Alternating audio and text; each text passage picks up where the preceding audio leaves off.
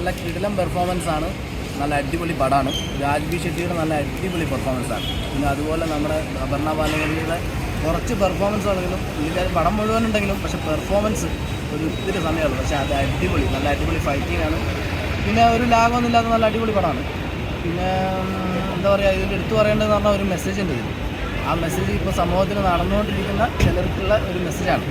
അത് പടം കാണുമ്പോൾ നമ്മൾ കറക്റ്റ് തിയേറ്ററിൽ നിന്ന് കാണണം പടം, അപ്പോഴാണ് നമുക്കത് മനസ്സിലാവുന്നത്. മസ്റ്റ് വാച്ചിങ് ആണ്, നല്ല അടിപൊളി കാസ്റ്റിംഗ് ആണ്. രാജ്ബി ഷെട്ടി നല്ല പെർഫെക്റ്റ് കാസ്റ്റിംഗ് ആണ് ഈ പടത്തിന്. പിന്നെ നല്ല അടിപൊളി ഡയറക്ഷനുമാണ്. കൊള്ളാം, പടം സൂപ്പറാണ്. ത്രില്ലർ ആംബിയൻസ് ഒക്കെ എന്തോരം വന്നിട്ടുണ്ട്? ത്രില്ലർ ആംബിയൻസ് എന്ന് പറഞ്ഞാൽ നമുക്ക് ആകാംക്ഷ, അതായത് അപർണ ബാലമുരളിയുടെ ഒരു ക്യാരക്ടർ അങ്ങനത്തെ ഒരു ക്യാരക്ടറാണ്. അപ്പോൾ നമുക്ക് ഓരോ ഇതും നമ്മളിങ്ങനെ പ്രതീക്ഷിച്ചുകൊണ്ടിരിക്കുകയാണ് നമ്മൾ. അപ്പോൾ ആ ലെവലിലാണ് പടം കൊണ്ടുപോയിക്കൊണ്ടിരിക്കുന്നത്. കൊള്ളാം, നല്ല അടിപൊളി പെർഫോമൻസാണ് അപർണ ബാലമുരളിയുടെയൊക്കെ. പിന്നെ രാജ്ബി ഷെട്ടി എടുത്തു പറയേണ്ടതാണ്.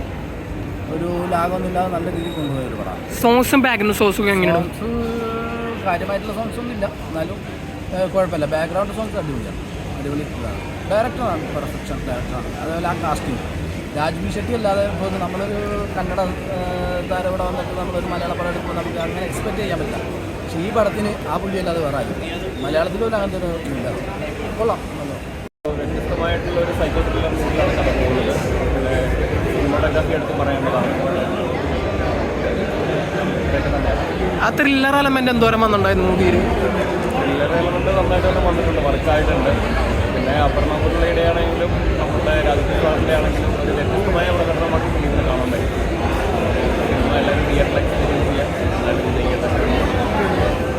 ഏറ്റവും ഇഷ്ടപ്പെട്ടതെന്ന് വെച്ച് കഴിഞ്ഞാൽ കാരണം മൂവീസ് സൈക്കോനെ എടുത്ത് പറഞ്ഞ പോലെ സൈക്കോയുടെ ഭാഗത്തുനിന്ന് ഒരു ന്യായമുണ്ട്, ആളുടെ ഭാഗത്ത് നോക്കുമ്പോഴുള്ളത് അത് ഇതിനകത്ത് എസ്റ്റാബ്ലിഷ് അത്രയൊരു നൈസാണ്. എന്നൊരു ഫസ്റ്റ് ടൈം ബാക്ക് മൂവിയാണെന്ന് പറയത്തില്ല. രാജ്ബി ഷെട്ടി സൈക്കോ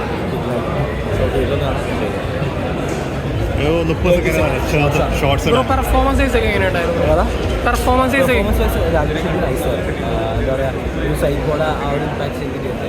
പിന്നെ അപർണ കൺവിൻസിങ് ആയിരുന്നു. പിന്നെ ക്ലൈമാക്സ് പറഞ്ഞാൽ ആ ഒരു എന്തുകൊണ്ടാണ് സൈക്കോ സാധാരണ സിനിമയിൽ കാണുമ്പോൾ സൈക്കോ പറഞ്ഞ ആക്ടിവിഷൻ മാത്രമാണ് അതുകൊണ്ട്. പക്ഷെ എന്നാലും എന്തുകൊണ്ട് എന്തിനു വേണ്ടി അത് നല്ല വിഷയമാണ്. ബാക്ക്ഗ്രൗണ്ട് സോങ്സും സോങ്സ് ഒക്കെ എന്തോരം ഇമ്പാക്റ്റ് ഉണ്ടാക്കി? ബീച്ച് അത്യാവശ്യം നൈസായിരുന്നു. Making style നൈസായിരുന്നു.